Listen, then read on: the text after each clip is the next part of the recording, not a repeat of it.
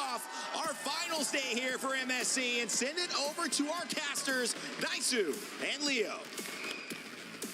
After many matches and almost 2 weeks that lead us to this point, it's a third place match, a battle of pride, but also a whopping $100,000 between third and fourth place finishes here. We'll find out who gets the victory. It's me, Daisu, Leo, to bring you this best of 5. And later on, the grand final is going to be amazing too. But this one is a rematch, Leo, all the way back from M5. That was almost 3 years ago where they took it all the way to 7 games. Here tonight, they might be able to take it all the way to 5 games. We're expecting a slobber knocker between these former champions of their respective regions. Flap here gets caught out, flickering through. Haji with the flare looking for the choke down. Lifts up Keyboy and puts him down just as quickly. Kyle with the steal. Oh my lord, a minute in. Attempted Grand Theft Purple. Can Kyrie stop him? Oh, he does. He got it. All right, Kyrie secured it. Kyle's going to be able to get away here. It was interesting, too, in the draft because if I remember correctly, yesterday, it was multiple times. Oh, hold on. All right, flicker burn. Keyboy should be, yeah, he's fine. He's on the Marcel. He's got enough mobility, but they went with this first pick, Marcel, who's kind of slipped through some of the drafts. He's been either banned out or teams have gone and picked him up. But it was ONIC that picked up the Harara multiple times throughout yesterday's match. Speaking of the Harara, Kyle here put down to a quarter of his health. Oakwin stopping the backup from coming through. It's not just ONIC who has this identity that they're forcing through from yesterday's bouts. Even Falcons, you see them play the Esmeralda once again, the glue in Oakwin's hands that, 2 games in a row dismantled Yangon Galacticos' Yang on Yam, or the Burmese Ube. And then they still have Haji on the very high prio Zushin, who in the hands of Kaiser yesterday was the finisher. He was the MVP for sure of game number 5. We see here Haji in trouble. Crimson flare back, and that's one major tool out for this turtle. Yeah. They want to fight for this first objective here. Some tools already used. Sans has his own beacon that he can play into. So they've got control around this turtle. I'm not sure if Falcons really wants to do too much. Kyle's trying to get his purple buff, but they may be forced into a fight here. Oh, Kyle secures his own purple. But then again, the retribution was short. Kyrie secures. Now Ogun flickers back. No harm, no foul. No casualties just yet, but ONIC gets the big one. Yeah, they get the objective. Looks like taking a little break here before this. Again, no first blood given just yet. And this is kind of the nature, man, of the compositions that we've seen, throughout MSC. It's like this push and pull factor. And a lot of that has been because of where the jungle meta is and it's fallen into. I mean, we heard Kyle share some of his thoughts leading into this matchup, exactly how he feels about the jungle meta. I'd say that's partially true, but half of that truth, to make a better picture, is it's just these 2 teams. Yeah. It's rare that you see a full-on Titans of Southeast Asia clash in MSC. Look back at the last 2 weeks, Joseph. Look back at the last 2 weeks. I'm looking back.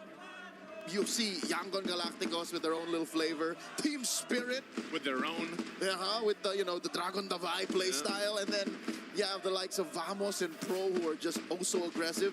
This is the first time we're seeing 2 full-on, I'd say it's safe to say now, macro-centric lineups clash. Yeah. So that's why we're seeing such a surgical first 2 minutes. I mean, again, they came into this matchup in high spirits. Got to see some of the antics on stage as they both came out, of course. But, one thing's for sure, in the game, in this best of 5, they're going to lay it on the line here. They're going to give it their all. We already talked about how it's that pride factor, but also the difference in terms of money. I mean, $100,000, man. In Philippine pesos, I think that's around 6 million pesos. In IDR, don't even get me started. I think like almost 2 billion, something like that. It's like almost 2 billion. It's life-changing money. It's life-changing money even at this point. And the fact that they can keep the brevity, harken back to their brotherhood, harken back to how far they've come and how many times they've played with each other. They decide to dance in their entrance. Like, that's just the kind of athletes and just young men they are, how much they love MLBB, while still acknowledging the stakes. Yeah. I mean, they did mention that, again, off of the Land of Dawn, they're the best of friends, right? It's always sometimes. I would say, looking at yesterday's interviews, that's one thing why I love, when we get a chance to see Kid Bomba, for example, talk, the way he speaks and the way he kind of, even his messages to the opponents, a little bit more than the good luck, have fun, that we see. But, of course, when it comes down to the in-game, that's where you really see it kind of come to fruition here between both these teams. And as we wait a little bit longer to jump into this one, you know, that first game really kind of sets the pace of the entire series. But also, if you look at what, you know, for example, Falcons had to go through yesterday. You know, this sometimes in some cases a reverse sweep where it's you're down 0-2 and you got to come back to it. So it looks like we are back into the game. Let's go to jump back into this one. We're just under 3 minutes into this one, this first match again in this best of 5. A minute and a half till Turtle spawns lower quarter. Not much of a distance. Flap and Lutfi have to go through. And if I'm reading the map correctly, I think Kyle might try to go ahead and play their side of the map a little more, since that first attempt at Grant the Purple kind of cost them.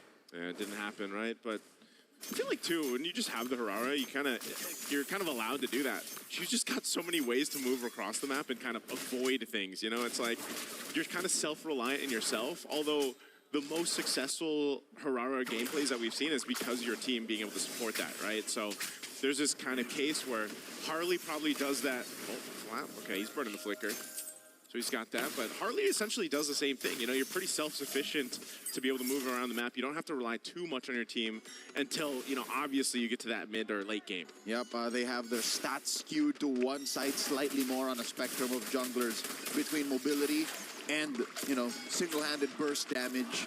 Hajin Owen holding down the fort, stopping the rest of ONIC from actually crossing over. So both teams respecting their boundaries, their jurisdiction when it comes to stealing away and taking out resources from the other. About 20 seconds until the turtle spawns, lower quarter.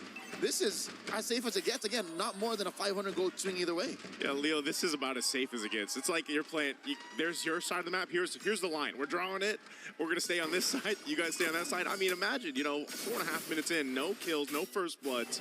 Just that turtle is what they're fighting for. This one definitely looks like it's going to be resulting into at least this 4v4 as both gold laners still up on that top side of the map. Fighting for the second turtle. Luffy's going to jump in here. Uh-oh, Keyboy running through. Haji bursted down, forced the Crimson Flare back, and Suns help Kyrie score the kill via the deadly magics. Now Luffy jumping up.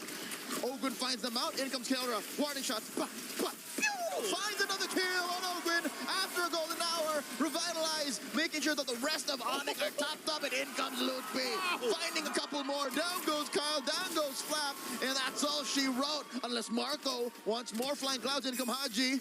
Looking for that choke up. Suns will be able to save himself. In comes Keyboy. The jump back and the flicker will not save Marco. Wanton mayhem on Falcon's side of the map, resulting in 6 free kills plus the turtle for ONIC. They just got a whole lot, man. We were just talking about how nothing had happened in those first, you know, few minutes of the game, and then all of a sudden, boom. Look at this, 3,000 lead, you got 6 kills plus a turtle. Joseph, a whole lot is an understatement. That was a metric ton of advantage that ONIC have scored in that minute-long sequence. Again, one more look. Maybe the fact that they got the mount was the sign of, okay, maybe we should try. Yeah, I mean, again, even fighting in between the two turrets here, I thought Falcons would be a little safe. That should have been. Yeah. That should have been, but no. The fact that there was a revitalize, and sure, despite the crowd control being sound for Falcons to an extent, it was still ONIC who was declaring and dictating where the fight happens. So now they're up 3,000 gold. Kelra can move around where he wants. And, all right, say what you will about the Hirara and the Esmeralda kind of going where they want to. Uh-oh, they find Kyle once more, and there's no way Kyle survives this. Lutfi scores, and another mount. This should be a clear sign. The first time around, it did not work out. Yeah. Falcons should back off. And I mean, even on this, golden hour used. Uh-oh. Ogwin just chopped down to a little stomp as they force Patrick Star to take a dirt nap. Luffy gets knocked up, but again, there's no damage between Flap and Haji here. Falcons once again lose 2 for free. I mean, what do you do? You know, Kyrie, he stops him. He does, but the damage is real. Kyrie finds another. But there is a trade-off. Down goes Sans in mid. Haji traded out for Keyboy. What is he rocking? These enhanced basic attacks on the Marcel are doing work.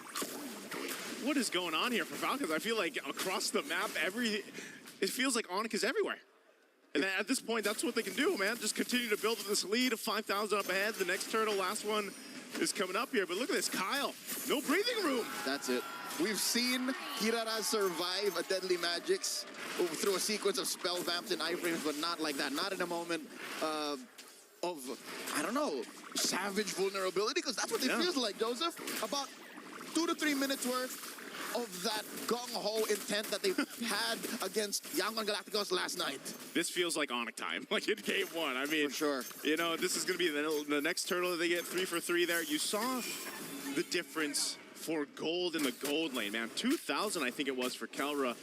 I'm wondering, too, if he already had the Sky Piercer. I'm not sure if we saw that. If we can take a look at the items here to see where the gold lane is falling in. Yeah, so he's got the Sky Piercer. I'm not sure exactly when he picked it up, though. Minimum 2 stacks. Minimum 2 stacks. Malefic Roar already. I mean, think about it, man. You got a Malefic Roar, Hunter Strike, and Sky Piercer already at that 8-minute mark. That's why, you know, all they have to do is lay down Keyboy's golden hour. Here's some Rhapsody shots. There's the stacks. He got 4 stacks. There you go. I counted minimum, so I'm like, all right, apparently he built it before the whole shebang went down. Hey, man, if you could just line up Rhapsody shots and then guarantee them to hit after the golden hour is done, like, what else can you do, you know? Looking for more. They burst down Flap, force him to back off. Flicker spent. Again, better flickerless than dead. They will lose this tier 2, though, before the 9-minute mark. So already I think that ship has flown. That boat has sailed. They can no longer play it clean and safe. Golden hour. Putting Owen right where they want him. Another stack for Dwayne. That's got to feel bad. And look, there's more. It's for Marco. Oh! The KK connection is online, baby. They're up almost 9,000 gold. Oh, Daniel, I hate to say it, man, but this might be one of the cases where Falcons just go next, you know? It just does not seem right. I don't know if it was the fact they're on Flying Clouds and they just haven't won a Flying Cloud map, but this might end. I mean, they have a wave coming through. Falcons can clear, and I'm glad to say go next might not be the next thing in the to-do list, because I think Falcons can still clean up, all right? Falcons can still kind of tighten up the belt and say we'll play cleaner, but it's going to take so much. It's going to have to involve ONIC saying stop. I'm worried, you know. Change the belt, change the cowboy hat, because right now, Super Marco, yeah, he's got to get a new horse.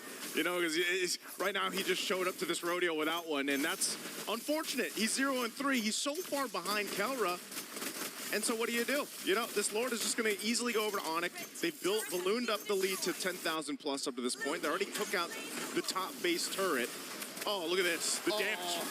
Even underneath tier 3, they take 2 for free. Kelra is close to maxing out, man. He's 1 away. Building that BOD. They pop the Holy Shield. Oh, no. And even Marco! So close to the base! Gets taken down! That's not very yeehaw. Not at all, partner! Oh, man, it looks like it could end here. Leo, Flap, and Kyle still alive. They got a wave pushing in bot every single lane. Lord is just now spawning. Is ONIC looking to end? Kyle, of course, used the iframe early. Couple of dashes back. Loot P in the heat of it. Flap eats a face full of deadly magics. Down goes Ogwin. Next up is the base. ONIC one more. Kelra max out on stats. Gets another just for good measure. ONIC take game 1. ONIC will just pad the stats in game 1. That's exactly what they were doing there at the end. They knew they had it in the bag.